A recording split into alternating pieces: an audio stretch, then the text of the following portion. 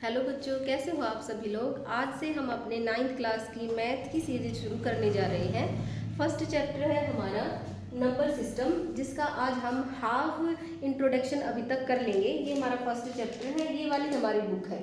इस वाली बुक से हम अपना कंप्लीट सिलेबस करेंगे। फर्स्ट चैप्टर जो है वो है हमारा नेचुरल नंबर सिस्टम। तो नंबर सिस्टम का आज हम कुछ हद तक इंट्रोडक्शन कर लेंगे।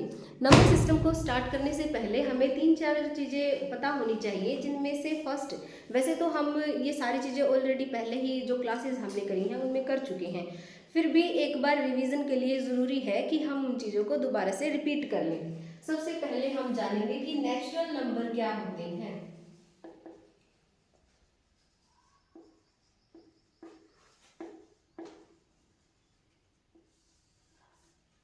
वैसे तो हम फर्स्ट क्लास में जब भी हम एडमिशन लेते हैं तो हम नेचुरल नंबर से ही अपनी स्टार्टिंग करते हैं। अब आप बोलोगे कैसे, तो वो ऐसे कि आप जब भी जाते हो तो आपको काउंटिंग सिखाई जाती है, 1 2 3 4 5 6 ऐसे करके। यही सब क्या है, यही सब हमारे नेचुरल नंबर हैं। जो नेचुरल नंबर है इनको हम n से डिवाइड करते हैं, और नेचुरल नंबर स्टार्ट होते हैं हमारे 1 2 3 4 5 अप टू सो ऑन। अब अगर मैं पूछूं कि जो स्मॉलेस्ट नेचुरल नंबर है वो हमारा क्या होएगा, तो हमें यहाँ से दिख रहा है कि जो ये हमने सीरीज स्टार्ट करी है ये हमने 1 से स्टार्ट करी है। तो अगर मैं पूछूं स्मॉलेस्ट नेचुरल नंबर इज, तो आप सब बोलोगे 1 is the smallest natural number. But अगर मैं लार्जेस्ट नेचुरल नंबर की बात करूं तो वो हम डिफाइन नहीं कर पाएंगे, क्योंकि कहाँ तक लिखें। तो जो बिगेस्ट या लार्जेस्ट नेचुरल नंबर होगा वो हम डिफाइन नहीं कर सकते, क्योंकि ये काफ़ी आगे तक जाता जाएगा, इसको हम पकड़ ही नहीं पाएंगे। उसके बाद हमारे आते हैं होल नंबर।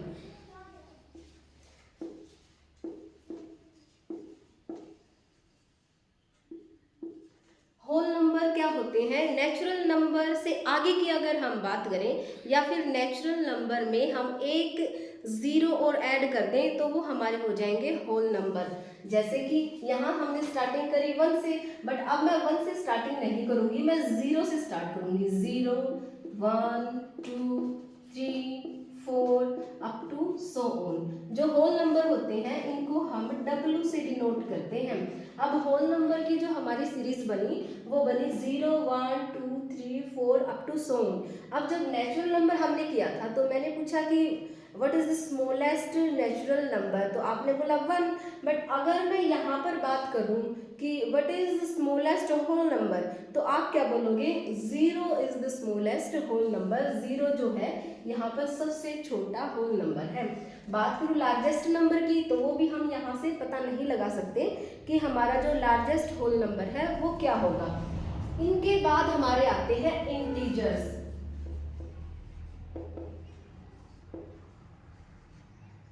इंटीजर्स को हम z से डिनोट करते हैं, या फिर हम इंटीजर को i से भी डिनोट करते हैं।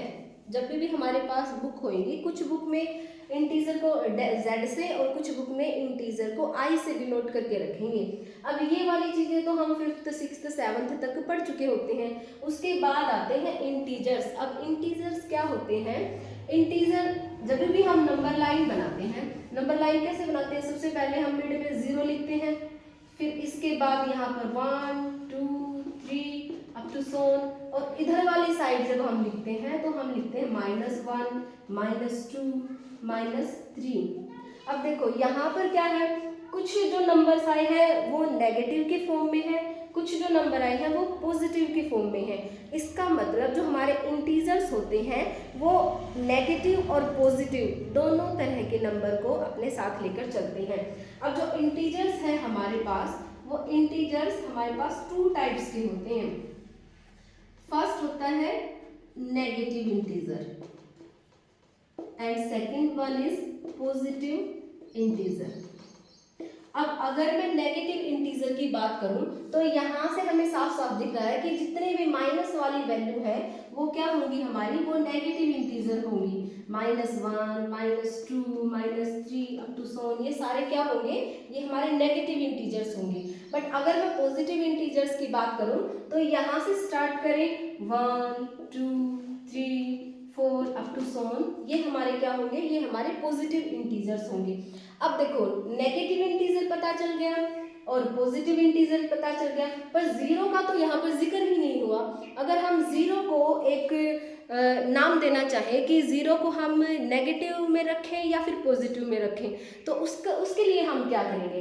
अब देखो अगर मैं पॉजिटिव इंटीजर्स के साथ जीरो को काउंट करना चाहती हूँ कि यहाँ पर मैं जीरो भी काउंट कर लूँ, तो अब जीरो क्या होगी, पॉजिटिव इंटीजर। बट यहाँ पर हम इसको पॉजिटिव इंटीजर नहीं बोलेंगे, यहाँ पर हम जीरो को बोलेंगे नॉन नेगेटिव।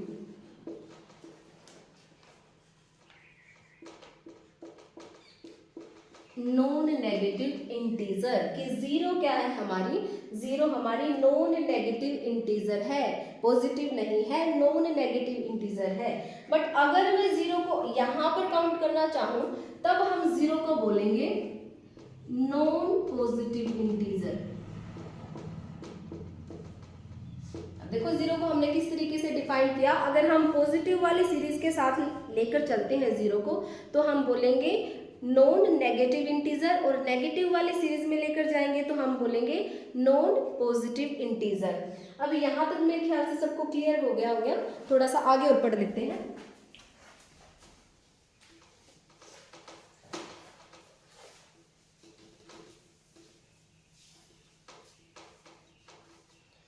अब हमें क्या क्या पता चल गया, हमें पता चल गया नेचुरल नंबर, होल नंबर और इंटीजर। अगर मैं बात करूं क्या होल नंबर के अंदर सारे नेचुरल नंबर आ सकते हैं, बिल्कुल आ सकते हैं। अब देखो यहाँ से हमने 0 1 2 3 से स्टार्ट किया था, ये 1 2 3 अप टू सो ऑन, तो ये जितने भी होल नंबर होते हैं उनके अंदर सारे नेचुरल नंबर आ जाते हैं। बट अगर हम बात करें नेचुरल नंबर की, तो नेचुरल नंबर सारे होल नंबर बिल्कुल होते हैं बट जीरो नहीं होता। अगर हम होल नंबर से जीरो को निकाल लें तो ये हमारे बन जाते हैं नेचुरल नंबर। इसका मतलब ये हुआ कि अगर मैं इस बॉक्स में सभी नेचुरल नंबर को डाल दूं और इसी को इंक्लूड करके अगर इसी वाले बॉक्स में सारे, आप सोचो यहाँ पर सारे नेचुरल नंबर पड़े हैं 1 2 3, यहाँ पर सारे नेचुरल नंबर हैं, और अब मैं क्या करूँ, इस गोले में मैं एक जीरो और ऐड कर दूँ। अगर मैं यहाँ पर जीरो ऐड कर देती हूँ तो जो ये बड़ा बॉक्स हमारा बनेगा ये हमारा बन जाएगा होल नंबर। इसका मतलब कि जितने भी होल नंबर होते हैं वो नेचुरल नंबर को अपने अंदर कंटेन करते हैं। अगर मेरे पास एक छोटा बॉल है उसमें सारे नेचुरल नंबर हैं और एक बड़ा बॉल लेकर मैं जीरो और डाल दूं और छोटे वाले बॉल को बड़े वाले बॉल में रख दूं तो क्या होगा, वो जो बड़े वाला बॉल होगा वो पूरा होल नंबर होगा। बट अगर यहाँ तो हमारे पास सारे पॉजिटिव इंटीजर्स हैं, अगर मैं एक और बड़ा सा सर्कल बना दूं और इस बड़े सर्कल में मैं सारी नेगेटिव वाली वैल्यू भी ले लूं -2 -3, तो ये जो बड़े वाला सर्कल बनेगा ये बड़े वाला सर्कल सबको कंटेन कर लेगा। ये होल नंबर को भी कंटेन कर लेगा, नेचुरल नंबर को भी कंटेन कर लेगा, और इस बड़े वाले सर्कल का हम क्या नाम देंगे, इंटीजर्स। ठीक है, मतलब इंटीजर्स कम होते हैं, इंटीजर्स में अगर जीरो और बढ़ा दूं तो होल नंबर बन जाते हैं, और अगर होल नंबर में मैं नेगेटिव वैल्यू और बढ़ा दूं तो ये क्या बन जाते हैं, ये इंटीजर बन जाते हैं। इंटीजर को हम आई या फिर जेड से डिनोट करते हैं। उम्मीद करती हूँ कि इतना आपको समझ में आ गया होगा। एक छोटी सी चीज और है, इन्हीं के साथ कर लेते हैं। वैसे तो छोटी क्लासेस में आप करके आए हो, फिर भी एक बार रिपीट कर लेते हैं। आप सभी को पता है इवन नंबर क्या होते हैं,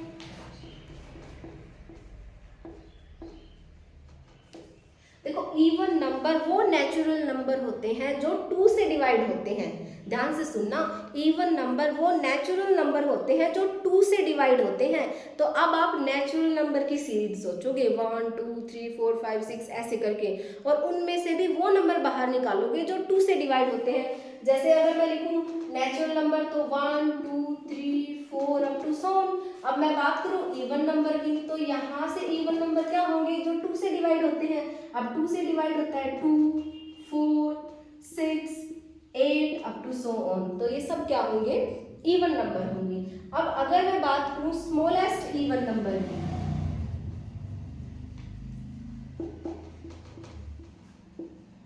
तो स्मॉलेस्ट इवन नंबर क्या होगा, 2 होगा। ठीक है, अब बात करते हैं ओड नंबर। ओड नंबर क्या होते हैं, सेम ओड नंबर भी नेचुरल नंबर होते हैं, बट वो जो 2 से डिवाइड नहीं होते हैं। अब इस वाली सीरीज में हमने 2 से डिवाइड होने वाले सारे निकाल लिए। अब जो 2 से डिवाइड नहीं हो रहे वो क्या होंगे, वो ओड नंबर होंगे, 1 3 5 7 अप टू सो ऑन।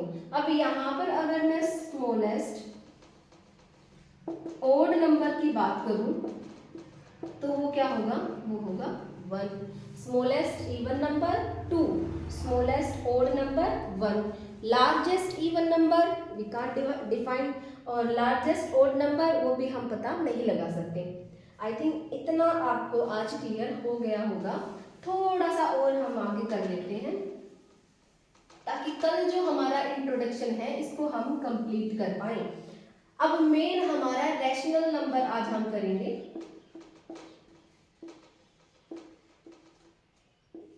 अब देखो नेचुरल नंबर क्या, रैशनल नंबर क्या होते हैं। रैशनल नंबर ऐसे नंबर्स होते हैं जिनको हम p बाई क्यू की फॉर्म में लिख सकें। अब p बाई क्यू की फॉर्म क्या है, मतलब न्यूमिनेटर और डिनोमिनेटर दोनों में ही हम इनको लिख सकें। इसको हम p बाई क्यू की फॉर्म में लिखते हैं, बट और डिनोट करते हैं क्यू से। तो क्यू एक ऐसा नंबर है जिसको हम p बाई क्यू की फॉर्म में लिखते हैं, और जो यहाँ पर p और जो क्यू होता है वो एक इंटीजर से आता है। इंटीजर अभी भी हमने पढ़े, तो p और q की वैल्यू अगर हम कोई भी इंटीजर रख दें तो वो क्या देगी, हमें एक रैशनल नंबर देगी। बट यहाँ पर हमारे पास कंडीशन सिर्फ एक ही नहीं है, एक और भी कंडीशन है, सेकंड कंडीशन। सेकंड कंडीशन क्या कहती है कि जो q है वो नॉट इक्वल टू 0 होना चाहिए। ये प्रॉपर जो है वो रैशनल नंबर की डेफिनेशन है। अब रैशनल नंबर क्या होता है, एक बार मैं फिर से रिपीट कर देती हूँ, जिसको हम p बाई क्यू की फॉर्म में लिख सकते हैं। मतलब एक न्यूमिनेटर होगा, एक डिनोमिनेटर होगा। बट जो p और q है वो कहाँ से आएंगे, वो इंटीजर से आएंगे। अब आप सबको इंटीजर पता है कि इंटीजर क्या होते हैं, नेगेटिव भी होते हैं, पॉजिटिव होते हैं और जीरो भी होते हैं। बट ध्यान रखना है कि जो हमने क्यू लिखा है डिनोमिनेटर में जो लिखा है वो कभी भी इक्वल टू 0 ना हो। जैसे कि एग्जांपल दे देते हैं, रैशनल नंबर का 2-3 एग्जांपल लिखूंगी। -1/3 और 2/5, 3/7, ये सारे क्या है। अब देखो p बाई क्यू की फॉर्म में है, ये p ये q, और ये दोनों ही क्या है, इंटीजर्स हैं। क्या -1 मैंने बताया था इंटीजर है, बिल्कुल है। क्या 3 इंटीजर है, बिल्कुल है। अब ये देखो कहाँ से आए, ये दोनों आए इंटीजर से। नेगेटिव, अभी नेगेटिव भी तो होते हैं इंटीजर, पॉजिटिव भी होते हैं। और जब हम इनको p बाई क्यू की फॉर्म में लिखते हैं तो ये प्रॉपर एक रैशनल नंबर बनता है। इसी तरह से 2 और 5, 2 क्या है, ये भी इंटीजर से आया है, 5 क्या है, ये भी इंटीजर से आया है। बस हमने इसको पकड़ा और p बाई क्यू की फॉर्म में लिख दिया, तो ये क्या बन गया हमारा, ये हमारा बन गया रैशनल नंबर। इसी तरह से 3/7। अब कई बच्चे ना बार बार ही एक क्वेश्चन आएगा, क्या 0 एक रैशनल नंबर है या फिर इरेशनल नंबर है। तो 0 को हम किस फॉर्म में, देखो मेरे पास 0 है।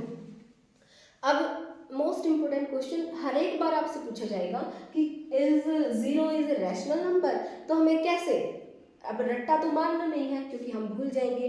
तो हम 0 को लिख के देखेंगे p बाई क्यू की फॉर्म में, but q is not equal to 0। तो क्या मैं 0 को, अगर मैं 0 को डिवाइड कर दूं 1 से, क्योंकि 0 से तो करना ही नहीं है, डिनोमिनेटर में 0 नहीं होना चाहिए, because q is not equal to 0। अगर 0 को 0/1 की फॉर्म में लिखते हैं तो हमें क्या मिलता है, 0 ही मिलता है। तो 0 क्या है, 0 एक रैशनल नंबर है। आपको याद रखना है 0 एक रैशनल नंबर है। अब जो पहले हमने सीरीज करी थी उसको थोड़ा सा आगे बढ़ा लेते हैं।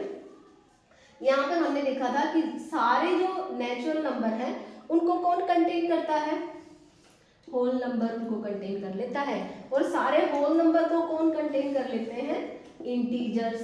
और सारे इंटीजर्स को कौन कंटेन कर लेंगे, सारे इंटीजर्स को हमारे रैशनल नंबर कंटेन कर लेंगे। मतलब रैशनल नंबर का एरिया बड़ा है, इंटीजर का एरिया रैशनल नंबर से थोड़ा सा छोटा है, होल नंबर थोड़े से और छोटे हैं। और नेचुरल नंबर थोड़े से और छोटे हैं, 0 और निकाल लेंगे तो वहाँ पर हमारे पास नेचुरल नंबर बचेंगे, नेचुरल नंबर बच जाएंगे।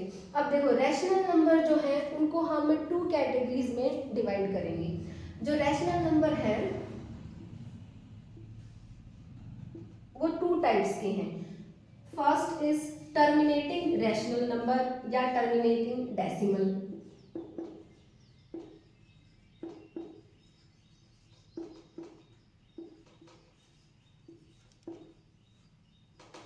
और सेकंड है नॉन टर्मिनेटिंग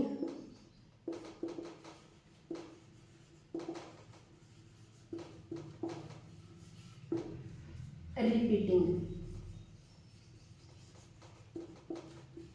डेसिमल।